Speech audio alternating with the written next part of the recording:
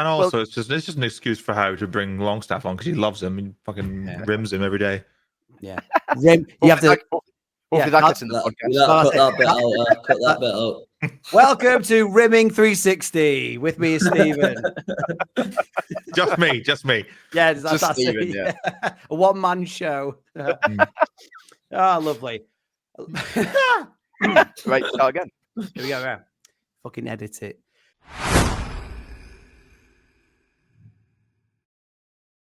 Hello, everyone, and welcome to the NUFC 360 podcast. With me this week is Stephen, Jack, and Ryan. It's been a while, lads. Have you enjoyed the football that you've seen from Newcastle? I say that, but there was a 3-3 game in between, which I did see, which was fantastic, but we didn't talk about, and we won't really. We're going to go on to, it's the festive period of positivity. So let's talk about Brentford and Newcastle's away form. Sadly, it was one of the few games, well, the only game I missed this season. Jack, do you want to give us your thoughts on the result to kick us off? Well, the result was pathetic. Yes, Brentford are the best home team in the Premier League, but I think from 2-2, the only team who should go on and win that game is Newcastle, to be honest. In my opinion, felt like the first half, Newcastle were the better team, actually. Just give away 2 poor goals. The second goal, Barnes passed it straight to Johan Visser, and then he just ran to the edge of the box unopposed and then whipped it into the top corner. Apart from that, Newcastle created more chances. Murphy had a good first half, created plenty, thought passed the ball well, and with easily, like comfortably going in at half time, 2-2, sort of flattered Brentford really more than anything. And then come out in the second half, concede one of the worst goals I've ever seen in my life, where Mark Flecken just booms a long free kick to the edge of the box. It bounces over Cher, and then Collins is free, and he just sticks a leg on it and goes in. I mean, it's like Sunday League stuff, that. You'd be embarrassed to concede that at Sunday League level, never mind the Premier League. And after that, we sort of chase them, but again, Brentford just drop into a deep block, and we can't break down a deep block. We have one good chance to Tonali, he misses it, and then they score on the counter-attack with Kevin Schade, who's a great sub to bring on, by the way. Like, you know, our bench is good. I mean, Gordon obviously came on, but Kevin Schade is a player who's got ridiculous pace, and he's a really good finisher. So I think that's 4 goals in his last 2 home games now, because he got a hat-trick in the game before. So yeah, it was just one of those really disappointing. Thomas Frank obviously continues to get the most out of Brentford, and Eddie Howe at the moment is not getting the most out of Newcastle. Since the international break, it's been pretty pathetic, if we're being brutally honest. Like, if you look at the fact that before that, we'd just beaten Arsenal with it wasn't amazing in that game against Arsenal, but it was a hard-working, determined performance where we limited Arsenal to nothing. And then the best performance of the season against Nottingham Forest. So then you come back out after the international break, and they've picked up 2 points. And against Crystal Palace, didn't have a shot had 1 shot in the game. So, yeah. Yeah, I mean, I don't know what you're talking about when we've got Osula on the bench. He's a quality striker to bring on. It's in his prime at 21. Ryan, what went wrong? What went wrong, in your opinion? I think Jack kind of summed it up well, really. I think it's just second half, it was just so poor. I mean, every single goal we conceded was poor. Yeah. And I think we're just seeing much of the same issues, really. And I think it's finding that balance. I think that between, okay, we weren't scoring enough goals. Now we're scoring a few more goals, and then when we're playing more attacking, we just seem to be absolutely all over the place at the back, all over the place in the midfield. We're constantly exposed to the counter attack. We haven't got any recovery, any pace in the midfield at all to get back and recover. And I think there's no plan B. I think, you know, you get into that game, you go behind twice, you come back into the game twice. You shouldn't be losing the game. You know, that should be your number one objective at half time is, right, lads, okay, we've done all right. We've done well to get back into the game twice. We've scored 2 goals. Let's not lose the game from here. And especially let's not concede a goal as pathetic as that, as Jack says. So it's really frustrating, actually. And I think we sat here 2 weeks ago, Mark, didn't we? And we said, you know, we had, 4 games in 12 days, really important games, because we're just coming off the back of, you know, a positive period where we'd started to see a progression back, and some of that intensity and some of that, you know, determination not to concede that we'd saw in some of the previous games, the Chelsea game, the Arsenal game, you know, the Forest game, where we came out second half and gave probably our best half of the season. We sat here and said, you know, 4 games, 3 definitely winnable games, and anything you can get from Liverpool would be a bonus. And we we've come away with 2 points. It's really poor. We've got the same issues. We can't break down a team that sits in deep against us. And yeah, when we do try and break them down, we just end up overcommitting men and getting caught out. So it's been a really disappointing couple of weeks. Not much more to say on it, really. Yeah, I mean, Stephen, that's all I have to say about that. I mean, what I remember from the Liverpool game was we played so well going forward, but then the goals that we conceded were really soft. I know it was good play from them individually, but they didn't really break us down. It was quick breaks. Was it much of the same? What's going wrong at the back, in your opinion, Stephen? I think there's 2 sort of real contributing factors at the moment. Is like we saw against Palace and against Liverpool and against Brentford, is that a lot, apart from just singling out Fabian Schär, the combo of Fabian Schär and Dan Burn, both of them have been playing really poorly for a few games now. Fabian Schär, though, in particular, if you do single him out, we talked about it before on the show about his decline on the ball, his passing being really poor and giving away the ball a lot. But he just looks like he's in his form is in free fall. Whether or not this is a long-term sort of permanent decline in his ability, or whether or not this is just the most extreme outlier and really poor run of form from the team, it's hard to say. You have to wait until he's either a fresh season or a different coach or him at a different team maybe to know if that's what the actual answer is. I think the other thing that contributed, especially against Brentford, I think the thing that contributed to our poor play at the back as well is Howe's in-game management of the team. And we've seen it a few times this season, and we've seen it repeatedly throughout his time after the 4th place season, so last season till now. When he makes changes, when he has to make changes to the back line, he can't resist moving people around. So, normally you'd think you bring off a right back, you bring on a right back. But instead, when we brought on Trippier, we brought off Howe, who was he was the best performer out of the back 5. You brought off Howe and you brought Trippier on. You moved Tino, who wasn't having a good game, over to left back. And we've seen it repeatedly. When we move around the back 5, when we shuffle around positions, it tends to make things worse because you need to have you're having that understanding, that clear game plan of where the ball's going to come from, who's going to play it, and how they're going to play it.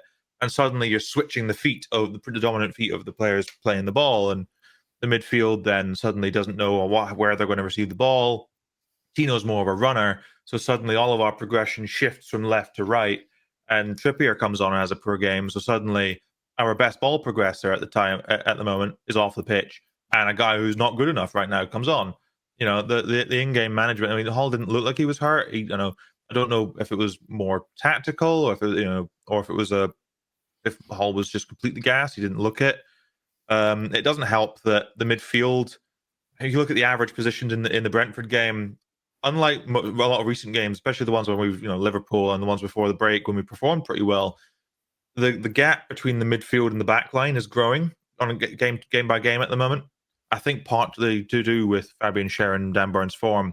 I think they're losing a bit of confidence in themselves, and that creates bigger and bigger gaps of space in the average positioning. And that doesn't help, it doesn't help the overall performance. Joe Linton had a really poor game, and we know how key he can be to our defensive game. I am shocked. But yeah, I think a mix of poor run of form from really key defensive personnel and Howe's yet again horrendous in-game management of his subs is especially killed us in the second half. Well, I was going to ask again, not seeing the game at this point, because we're seeing all this inconsistency from players. We hear 1 week Joe Linton's great, then he's not. We have Tonali's a good game, then he doesn't. Isak's been shocking, then he's not. Is it more the players at this stage that people should be blaming, or is it who do we blame for this inconsistency this season? I think the players have got to take a bit of blame. It was one of the things I was actually going to say when we were going to get to inevitably talking about Howe and Howe's future. I think for a club that offer, for a lot of the fans that expect the club to be in and around challenging for Europe, your key players are not playing consistently enough. we sit here and worry about, we don't finish 7th or we don't finish in top 5 this season, then we're going to lose Isaac, Bruno, Gordon, etc. But these guys are not playing good enough, are they? They're our key players. They're the players that we need to perform. And ultimately, there is still a few players in that squad that are not at that level. No matter how hard you try and shape it, you need the good players to step up and have consistently good performances. That was what Gordon did all last year. It's what Bruno did that season. We finished 4th. We've been so inconsistent, especially from them players, and Agile into that as well, who has been really poor. So I think the players also have to take some accountability. Howe's not going out there coaching Harvey Barnes to play 40-yard passes, across his own back line, whatever. He's not coaching that. So there is a bit of both. I think obviously some of the blame does fall with the manager because the manager is ultimately setting up the team. But the players know that system well enough now. We've been playing that same system for about 3 years now. And ultimately, they're not playing well enough. It's as simple as that. So, yeah, they do have to take some of the blame, Mark. So you're leaning towards players. For me, it's more, we've mentioned this before, we've played better with objectively worse players on the pitch. And when we've tried to put our best and most talented players on the pitch, they don't seem to gel and perform, hence why Murphy's back in the team. And God love the lad, because I really like his personality, and he had a cracking game against Liverpool. Sounded like he had a decent game as well against Brentford. Really good game against Brentford. It was really good, because we know he can. The season before, he had a really good season, and then he started the season. I don't know what happened to him. I don't know if there's any Howe putting on a Steve Bruce mask or whatever it was. It just scared him into playing awful. He was playing god-awful again. I mean, when it comes to form as well, I've been a big critic of Pope. I think he's extremely limited as a goalkeeper. I think that really doesn't help us. A team that likes to keep the possession as best they can, but then it gets to the teams in the Premier League are savvy now to press. A lot of teams, we are one of the teams I feel like teams feel like they can press as well, because then it gets to cement feet and he blasts it out. Is Pope? I've been hearing, because I've been critical of him a lot, but I'm always wrong. And when I criticize players, I'm the only one doing it. So I'm very aware that my criticisms aren't taken seriously. But I'm now starting to see in the mainstream media more people looking at Nick Pope and saying, "Is he good enough?" Jack, what's your thoughts on Nick Pope? Is he the future goalkeeper for Newcastle, or do you think he's done after the season? So for me, I think this is his last season's first choice. If Newcastle have genuine ambitions to be a top European team, I think that you can't have a goalkeeper who looks like a robot when he kicks the football. Like, it looks like the most unnatural thing I've ever seen in my life. It's like someone's winding his leg up, like got like winding him up, and then he boots it, and it just goes nowhere. Yep. When the ball comes back to him, you can sense it in the stadium as well, doesn't it? There's such a nervous, just don't pass it back to him. Literally, just don't pass it back to him. I think as a shot stopper, he's top quality. He's not as good as he was since that dislocated shoulder. It's clear. Diving to his left, I think against Crystal Palace, he probably should have been better with the Munoz goal, which was diving to his left. I don't know if it's just self-conscious about his shoulder. I've never dislocated my shoulder, but I assume if you do that, then there will be some mental block there. So I think that's a struggle. I do still stand by the fact, though, if he'd been fit all of last season, Newcastle would have not conceded anywhere near the number of goals that we did in the second half. How dare you? Because before that, actually, before Pope got injured halfway through the season, we still had one of the best defenses in the Premier League, despite all the injuries. So I still think that last year it was crucial. He's come back. He's not as good. And it's a real shame.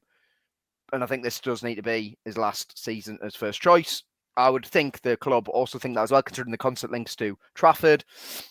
Mamardashvili, of course, has gone to Liverpool. Trafford. But yes, well, I know what you mean, but there's the links there to a goalkeeper who's good with speed. It's the profile you're looking at, not necessarily the exact player.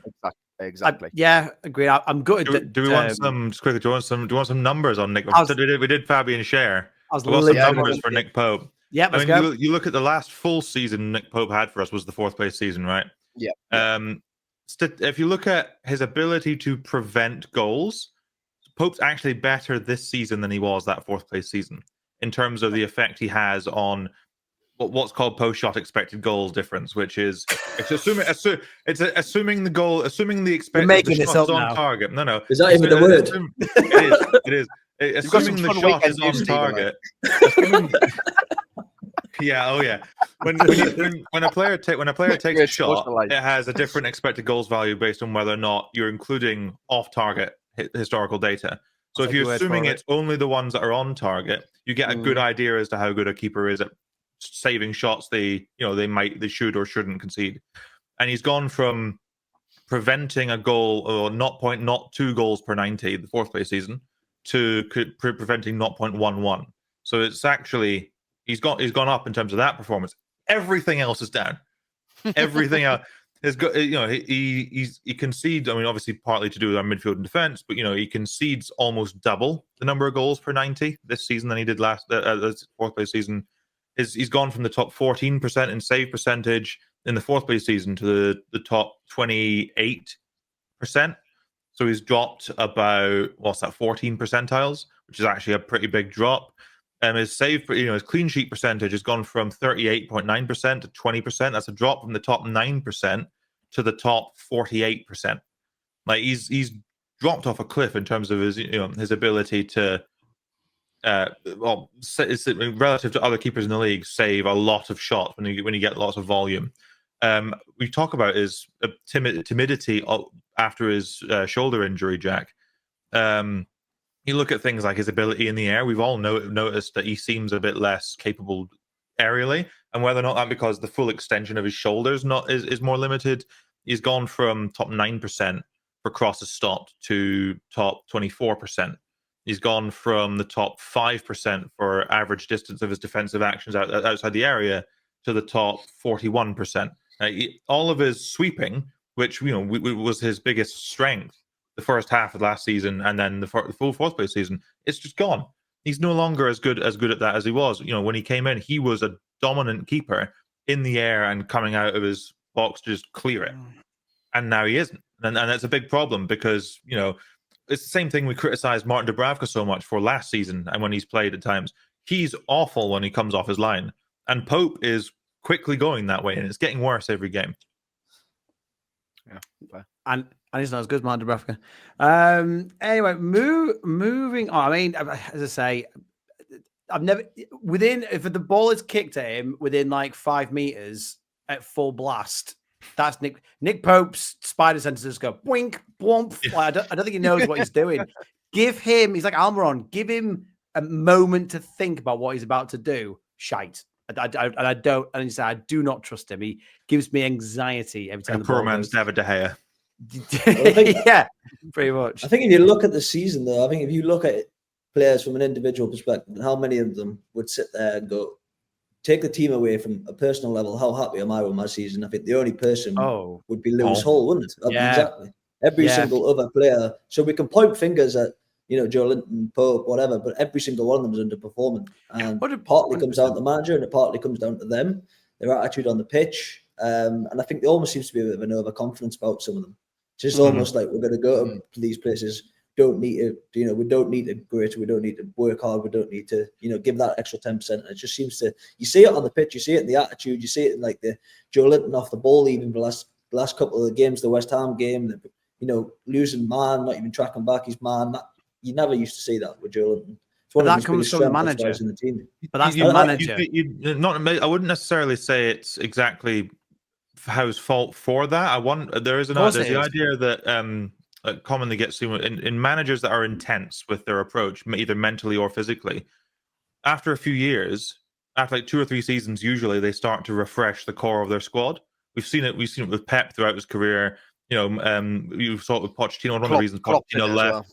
Klopp as well. Pochettino left Spurs eventually because they refused to refresh things and it got worse. So this is maybe the question is you can obviously spread the blame around. There's lots of people at fault. Lots of reasons why we're playing bad. There's no one single point of failure. But you'd maybe question: is the message just stale at this point? Is it just something that can't necessarily be rectified? Well, that's the manager again. I think it is, but it's not necessarily like he's choosing to do things that are. I'm not failing. suggesting. Yeah, I'm not suggesting that. What I'm saying is, when players get too comfortable, when players aren't as a team, as we just said there, it's only one player that we can go. He's not just played well, but exceeded our expectations of what he's done. Everyone else is either playing okay or. I'll throw in Harvey Barnes as well. Because I think that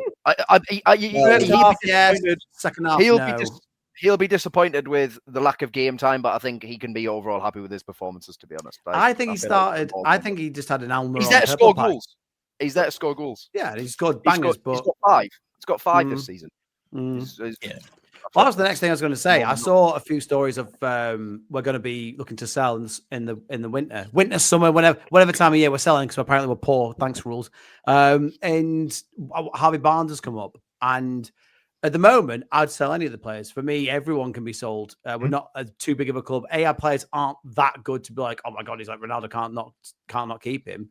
And B, I think everyone's underperforming, so I could sell them all. For me, selling Barnes, would you sell Barnes to get in a 30-40 million pound right winger?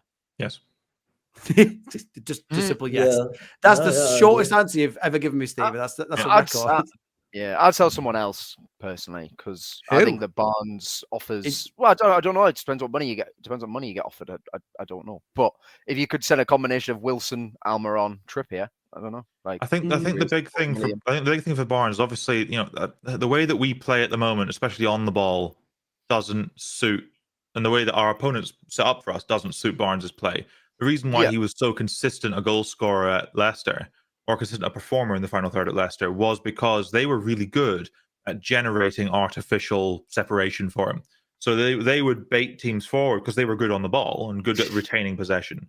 They would bait teams forward, create space in behind for him, and then he would do that. We all saw it when he came in. Saw the highlight reels of the give and goes. He'd kick it inside and run, and someone would kick, and they'd just lay it off to him in behind, and he'd just have loads of space to run into.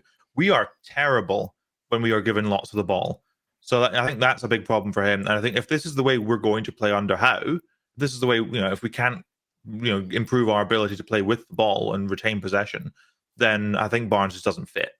If you were to say, let's get if we were to change coach, for example, and get someone in who was much better at coaching a team to play with possession, then maybe it would be a different story. But at the moment, right now, I would sell him to facilitate, a good set. If we just got our money back, so about 40 million for Barnes, 40 million for Barnes, you could turn that into one really good signing over if you amortize the deal. So you could probably go get a Brian and Mbeumo.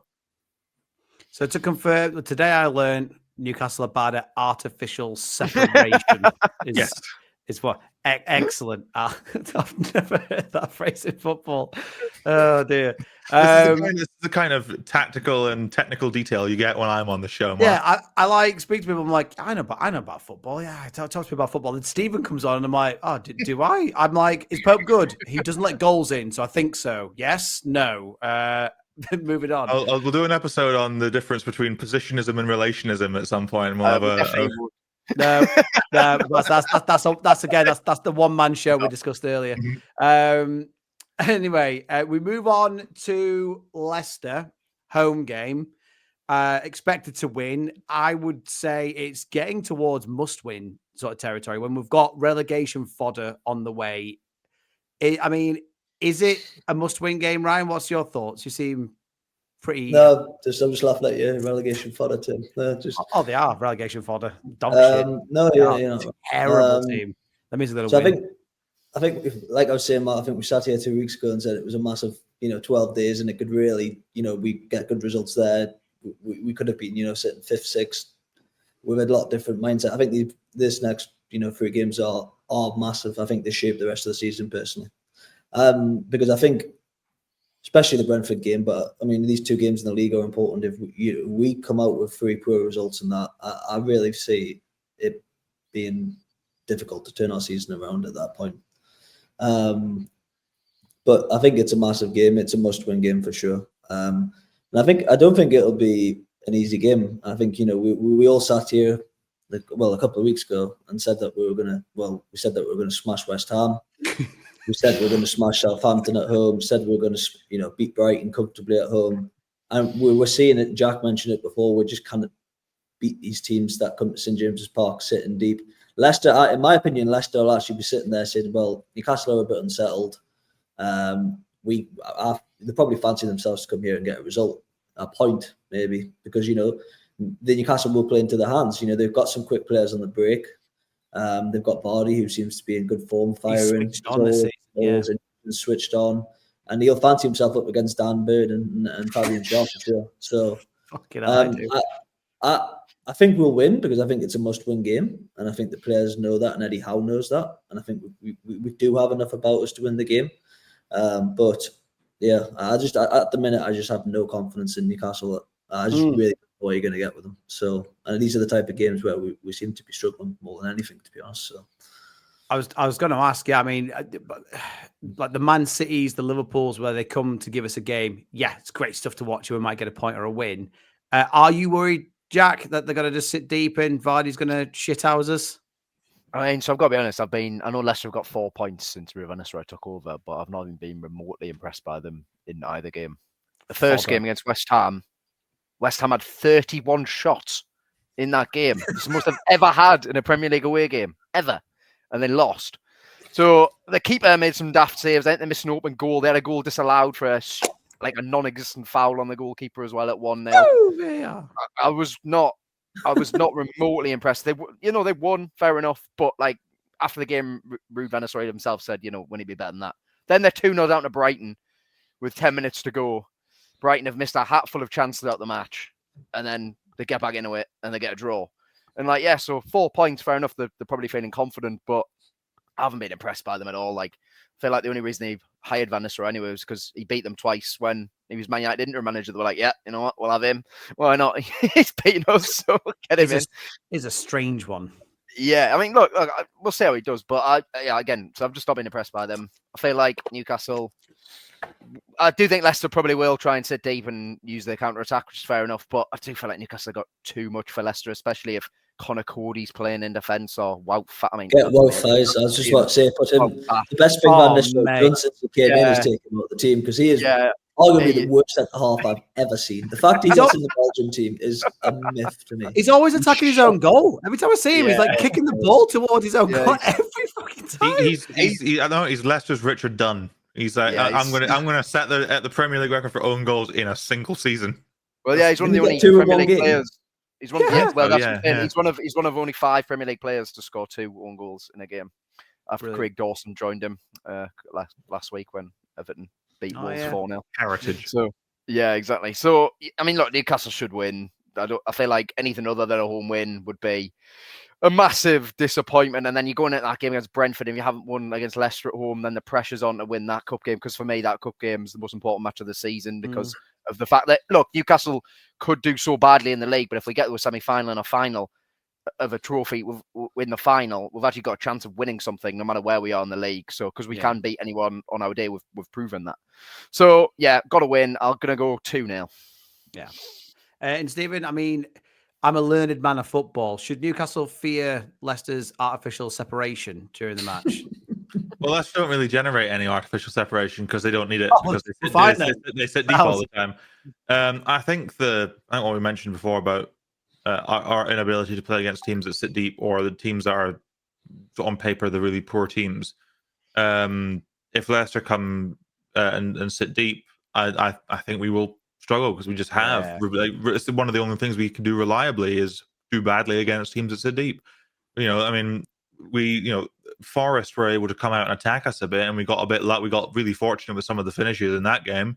But other than that, we've been really poor against teams, really, really poor against teams that sit deep. Leicester are, by underlying numbers, the third worst side in the league. Sorry, and it's just everything just feels primed for a miserable, depressing, 2-1 loss at home. Wilfred Ndidi will score some wonder goal, and Bilal El Khanous will score some free kick or something. You can just feel like Cher and Burn are going to have another stinker. It's going to be, I do worry about this. I think Jack's right that the next game against Brentford is the bigger match. But given our form against these types of teams, I think we might probably beat Brentford in the cup game. But the next 2 league games, I think if we don't win the next 2 league games, or at least one of them convincingly, I think that probably not only is it big for the season, it's probably big for Eddie Howe's future as a manager with us. Yeah. I mean, I completely agree. what Eddie Howe brought as a manager when he first came in was rock and roll, amazing, entertaining football. But we've had so many just abysmal games for neutrals to watch. Like my brother-in-law's a Liverpool fan. He watches a lot of football with me, and he's like, "This is shit." And I'm like, "I know. Imagine being a fan of that team that can't get past." And I feel like the back line have been super sloppy. Results-wise, I think Jake said 2-0 home win. I think it's going to be like a crappy, horrible 1-1 draw. Is my score prediction? What's yours, Ryan? I think it depends on the team. First of all, get Tonali back in the team. He's tired, mate. I don't buy that. I mean, Longstaff played he's with sleepy. He's too sleepy. Longstaff having injections in his foot all last season, and he was still playing him every 3 days. I know we had less depth, but get Tonali in the team. We had Bruno and Tonali in there. Bruno probably played his best game of the season in that number and that role that Longstaff's been It was playing. class. So why did he change the team? It worked. Makes no sense to me. Get Gordon back in the team. Murphy deserves to start. And I mean, I don't know about Joe Willock. I'd like to see a Bruno, Tonali, Willock midfield. Give us a little bit more athleticism in there. I think Joe Linton's been inconsistently poor, so I wouldn't be opposed to dropping Joe Linton. He seems to be the one player that House doesn't want to seem to drop, but I think he has been inconsistent. Anyway, long story short, I don't know why you even started talking about the team. You asked for the score prediction, and I haven't given you it. Cut that out. I think, cut it out, go on. I think it'll be a Newcastle win, just because I think Newcastle have to win. I can see it. I was just about to say 2 scores again. I'm going to go 1-0 Newcastle. I think it'll be a very scrappy game. I think Newcastle will struggle to break them down, but will eventually break them down. I think Isak will score a penalty. Okay. And Stephen, what's your score prediction? 2-1 loss. Oh, 2-1 loss. I'm not being called negative ever again on this podcast. I have no faith. But the thing is, this season, I just don't know. It's kind of what Ryan said. They're like, it depends what the team is. It just depends what they decide to do, because they'll either go out and smash them, or it'll be terrible, or we'll be really terrible. And as you say, Eddie Howe keeps making subs like the West Ham game. Was that the one where he took off every single player that could pass the ball to change the game? It's like, what are you doing? What are you doing, mate? So yeah, it's all doom and it's mad how quickly times can change, because we sat here 2 weeks ago, Mark, and you said we were going to smash West Ham 4-0. Smash him. Yeah, and one of my best friends is a West Ham fan. Oh my god, he loved that. Yeah, absolutely. No, we can't even. None of us fancy us to beat Leicester at home, but yeah, and they are absolute fodder. Well, thank you very much. We made it this far. Like, share, and subscribe. Comment your score predictions. Stephen's dad, tell how much you like me again. And Merry Christmas, everyone. See you next time.